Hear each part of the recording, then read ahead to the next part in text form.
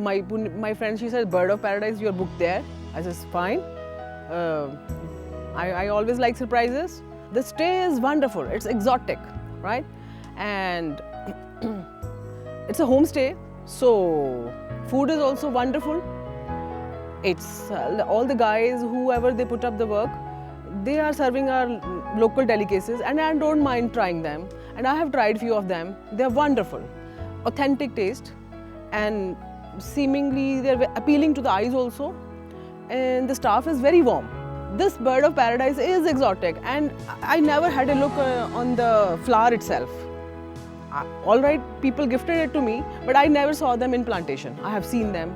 So my soul is totally, what do you say, treated, rejuvenated, and I'm feeling like a bird itself.